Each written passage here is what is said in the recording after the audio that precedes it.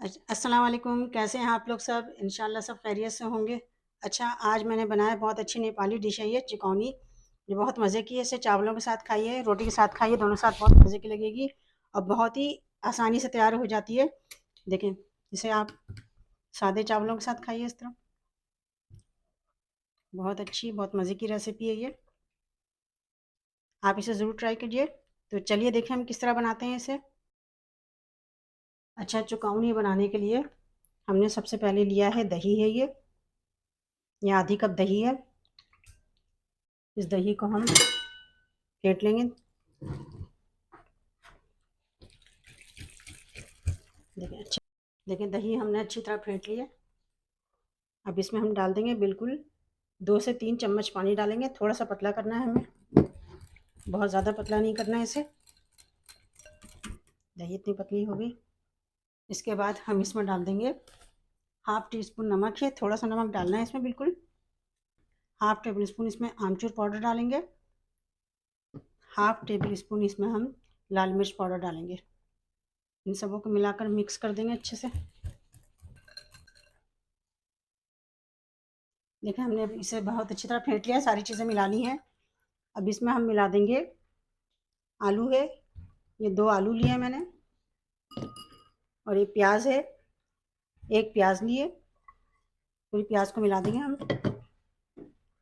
अब इसे भी हम मिक्स कर लेंगे, बहुत अच्छे से इसे मिक्स कर लेना है। हम डाल देंगे थोड़ा सा धनिया, इसे भी मिक्स कर लेंगे। ये देखिए मिक्स हो गया है। अब इसके लिए हम भगार तैयार करेंगे। अच्छा, चिकौनी के भगार के लिए हम लेंगे 3 टेबल स्पून ऑयल लेंगे। अगर आपके पास ऑलिव ऑयल हो तो वो यूज़ करिएगा, नहीं हो तो कोई भी अच्छा वाला कुकिंग ऑयल है वो यूज़ करिएगा। तेल हम गरम करेंगे। अच्छा देखिए तेल गरम हो चुका है। इसमें हम डालेंगे ये राई है, मस्टर्ड सीड ये डालेंगे हम। हाफ़ टी स्पून डालेंगे ये हरी मिर्च है, 1 हरी मिर्च मैंने काटी है, ये डाल देंगे हम। अब इसमें डाल देंगे हम आधा टेबल स्पून हल्दी, आधा टेबल स्पून थोड़ी सी कम मिर्चें हैं। मिर्ची अगर आप ज़्यादा यूज़ करें तो कर लीजिएगा। और थोड़ी सी कसूरी मेथी है, 1 टेबल स्पून कसूरी मेथी। सबको हम फ्राई कर लेंगे। देखें सब फ्राई हो गई, सिर्फ 1 मिनट फ्राई करना है। अब इसमें हम भगार डालेंगे चिकौनी में।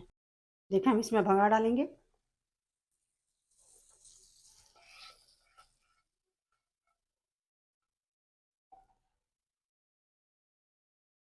अब इसे हम अच्छे से मिक्स कर लेंगे। देखें बहुत अच्छा, बहुत मज़े का तैयार होता है ये। आप इसे ज़रूर ट्राई कीजिएगा। देखें कितनी अच्छी सी चिकौनी तैयार हो चुकी है। आप इसे सादे चावलों के साथ खाइए, रोटी के साथ खाइए, सबके साथ बहुत अच्छा लगेगा ये। और आप इसे ज़रूर ट्राई कीजिएगा और मुझे अपने कमेंट में बताइएगा कि मेरी रेसिपी आपको कैसी लगी। अपना बहुत ख्याल रखिएगा। अल्लाह हाफिज़।